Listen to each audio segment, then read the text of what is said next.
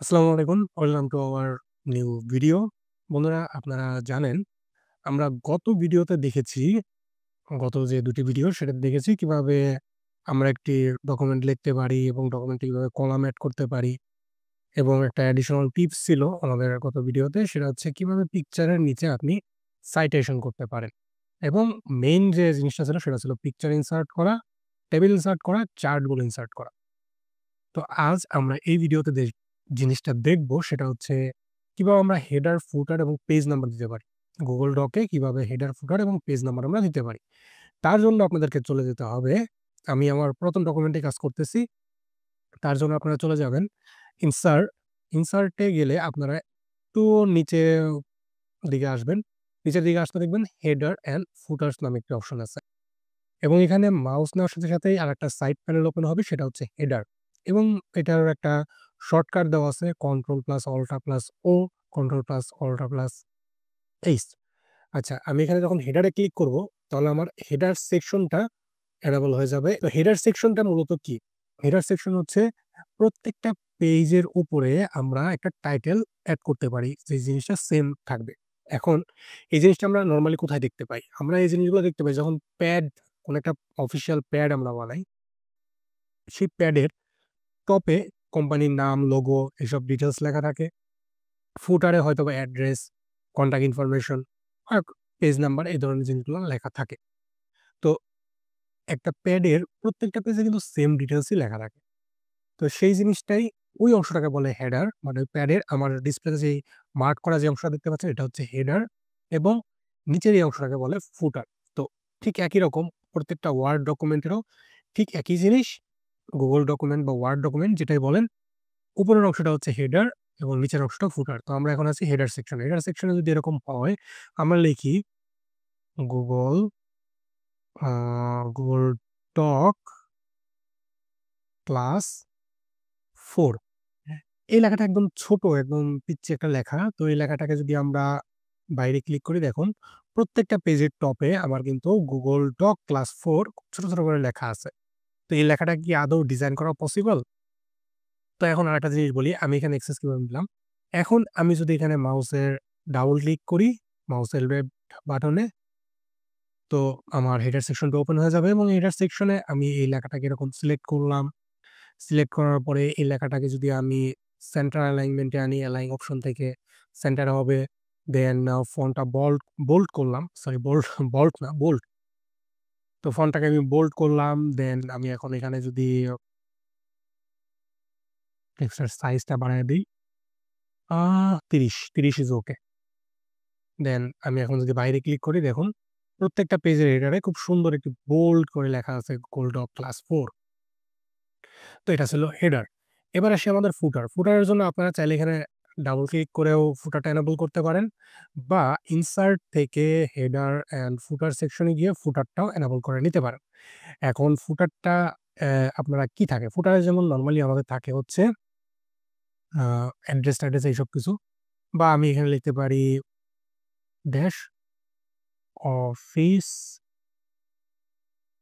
Mentor EN. Okay, আমার যে YouTube channel আপনারা দেখছেন সেটা হচ্ছে অফিস মেন্টর ইএন।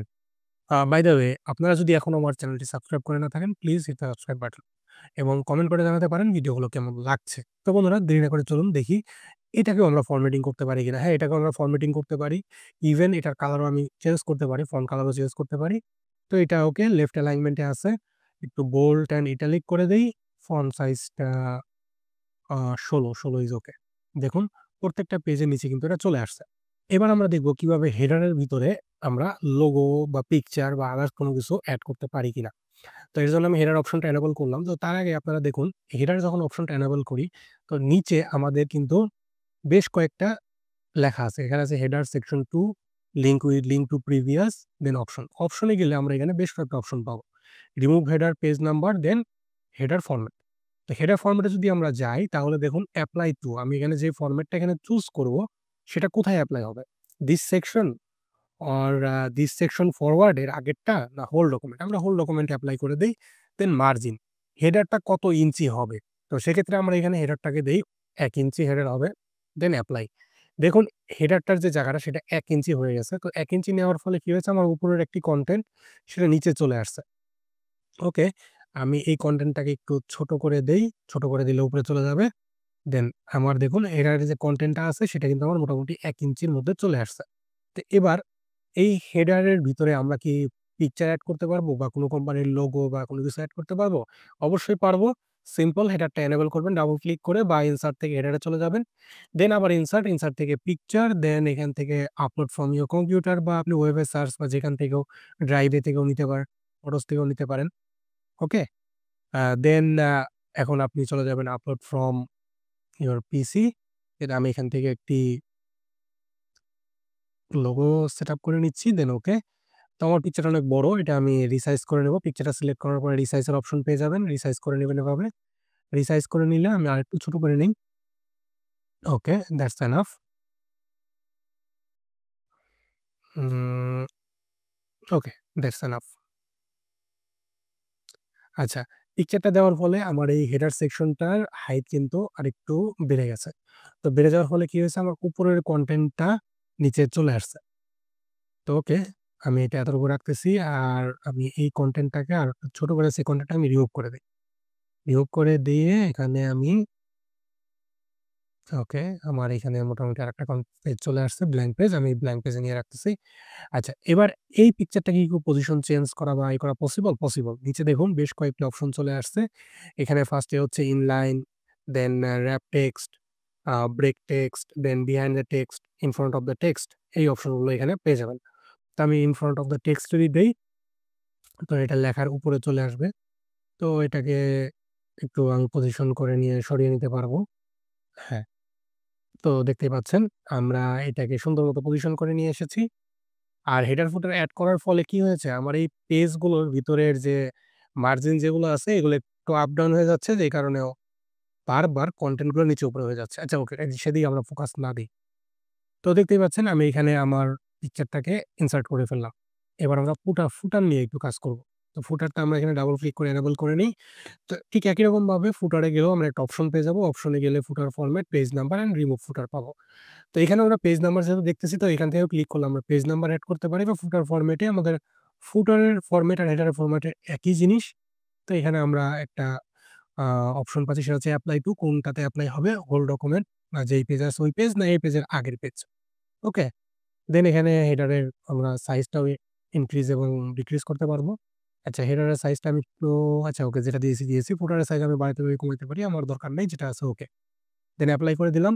এবার চলে যাবো এখান থেকে আমরা কিভাবে পেজ নাম্বার এড করব। পেজ নাম্বার এড এর জন্য ফুটারে ক্লিক রেখে ইনসার্ট এবং হেডার ফুটার সরি পেজ নাম্বারের পরে এখানে গেলে দেখুন এখানে বেশ কিছু অপশন দেওয়া আছে। এটা হচ্ছে টপের অপশন। আমি যদি টপে দিতে চাই এটা হচ্ছে বটমের অপশন এবং হেডারে দিতে চাইলে হেডার, ফুটারে দিতে চাইলে ফুটার। মোর অপশন বা পেজ কাউন্ট।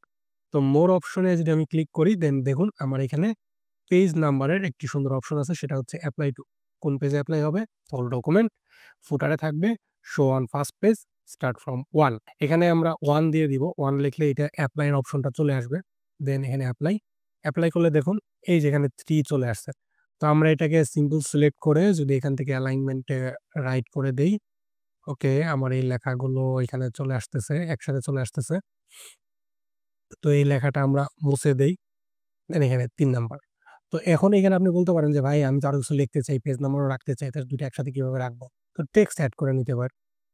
টেক্সট এড করার জন্য ইনসার্ট থেকে আমরা একটা টেবিল নিয়ে নিবো। জাস্ট একটা কলামের, একটা কলামের টেবিল নিয়ে নিলাম। টেবিলটাকে আমরা একটু এদিকে চাপায় নেই। চাপায় নিয়ে এখানে লিখি আ অফিস মেন্টর। ওকে? ই ক্যান। আচ্ছা। আমরা এটাকে একটু বড় করে নেই। নিলাম। দেন এই টেবিল প্রপার্টিস এ আমরা চলে যাই। দেন টেবিল প্রপার্টিস এর পরে দেন নো সেল এর দরকার নেই। আমাদের কালার হচ্ছে ব্যাকগ্রাউন্ড। টেবিল কালারের এটা আমরা হোয়াইট করে দেই। বর্ডার কালারটা আমাদের এটা এখান থেকে চলে গেছে। তো এখানে এভাবে আমরা টেবিল মাধ্যমে নিয়ে লেখাগুলো এড করতে পারি। দেখুন প্রত্যেকটা ইয়েতেই সুন্দর টেবিল এড হয়ে গেছে। টেবিলের মাধ্যমে টেক্সট এড হয়ে গেল। তো এইভাবে আমরা চাইলে হেডার অ্যান্ড ফুটার এড করতে পারি। তো যদিও আপনার এখানে এই লেখা বা ফটোগুলো দেখতে অতটা সুন্দর লাগতেছে না। তো আমরা চাইলে এই লেখাটার সাইজটা আরেকটু ছোট করে দেই। ছোট করে দিলে আমাদের এখানে সুন্দর চলে আসতেছে। পিকচারটা একটু ছোট করে দিই, এত বড় পিকচারের দরকার নেই। ওকে, অফিস মেন্টরের এই লেখাটাও এখানে যেটা আছে, এটার টেবিল পজিশনিংটা আমি যদি দেখি একটু চেঞ্জ করা যায় কিনা। হুম,